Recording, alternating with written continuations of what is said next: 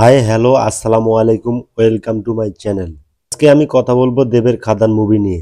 ভিডিওর শুরুতে মুভির ছোট ক্যারেক্টারগুলো নিয়ে কথা বলতে চাই। খাদান মুভিতে অনেকগুলো ছোট ছোট ক্যারেক্টার আছে।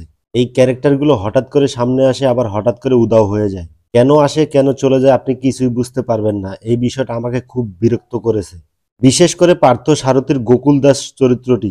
পার্থ সারথীকে এই মুভিতে কেন নিয়েছে বিষয়টা আমার মাথায় ঢুকছে না। পুরো মুভিতে ওনার দুই একটা ডায়লগ ছাড়া আর কিছুই নাই, শুধু হাত মুখে দিয়ে বসে থাকে। জন ভট্টাচার্য মাখন চরিত্রে মোটামুটি ভালো অভিনয় করেছে, যদিও তাকে তেমন একটা স্ক্রিন টাইম দেওয়া হয়নি এই মুভিতে, তবে যতটুকু পেয়েছে ভালো করেছে। এখন আসি মেইন টপিকে। খাদান মুভিটি যেভাবে শুরু হয় সেটা দেখে আমার এক্সপেকটেশন বেড়ে যায়, তবে মুভি যত সামনের দিকে আগায় তত আমার এক্সপেকটেশন কমে যায়। এই মুভিতে দেবের শ্যাম বাহাদুর ক্যারেক্টারটা যতক্ষণ থাকবে ততক্ষণ এই মুভিটা আপনার ভালো লাগবে। এই মুভির অ্যাকশন সিনগুলো খুব সুন্দর ডিজাইন করা হয়েছে এবং সুন্দর করে সেটা এক্সিকিউটও করেছে। আমার মনে হয় না খাদানের আগে কলকাতার অন্য কোনো মুভিতে এই রকম অ্যাকশন করা হয়েছে। আমরা জানি খাদান মুভিতে দেবের দুইটা ক্যারেক্টার। দেবের শ্যাম বাহাদুর ক্যারেক্টার আপনাদের খুব ভালো লাগবে, এর কারণ হলো দেবের লুক, রাউডি অ্যান্ড র অ্যাটিটিউড। তারপর দেবের দ্বিতীয় যে ক্যারেক্টার আছে মধু, এই ক্যারেক্টারে তেমন কিছু পাবেন না, সেই আগের পুরনো দেব।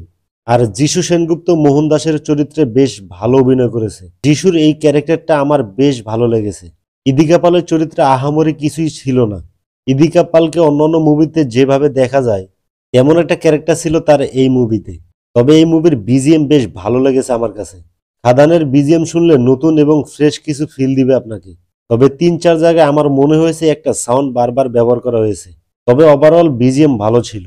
অ্যাকশন সিনগুলোর ক্যামেরার কাজ খুব ভালো ছিল, ড্রোন শটগুলো ভালো ছিল। তবে দেবের মধু ক্যারেক্টারটা যখন কয়লা খনির উপর থেকে নিচে পানিতে লাফ দেয় সেই সিনটা খুব চোখে লেগেছে আমার। ভিএফএক্স ও সিনেমাটোগ্রাফি মোটামুটি ভালো ছিল। এই মুভিতে স্টোরি খোঁজার দরকার নেই, কারণ খুঁজতে গেলে আপনার মাথায় সমস্যা হতে পারে। এই মুভিতে একটা টুইস্ট ছিল, কিন্তু সেটা আগে থেকে বোঝা যায় যে শেষে এটাই হবে। তবে দেবের মধু ক্যারেক্টারের ছোটবেলার কিছু সিন যদি এই মুভিতে অ্যাড করা হতো তাহলে ভালো হতো। কেমন জানি হঠাৎ দেব বড় হয়ে যায়, বিষয়টা বেশ চোখে লেগেছে। খাদান মুভিটা প্রথম হাফে যতটা এঙ্গেজ করে, দ্বিতীয় হাফে এঙ্গেজিং বিষয়টা কেমন জানি হারিয়ে যায়। তবে খাদান মুভিটি ফ্যামিলিকে সাথে নিয়ে দেখার মতো একটি মুভি। ফ্যামিলিকে সাথে নিয়ে দেখতে যেতে পারেন খাদান মুভিটি। এই খাদান মুভিকে রেটিং দিব 3 স্টার। 2 স্টার দেব দেবের শ্যাম বাহাদুর ক্যারেক্টারের অ্যাকশন, অ্যাটিটিউড এবং লুকের জন্য। আর 3 নম্বর স্টারটি দিব যিশু সেনগুপ্তর জন্য। দেখা হবে পরবর্তী ভিডিওতে। আল্লাহ হাফেজ।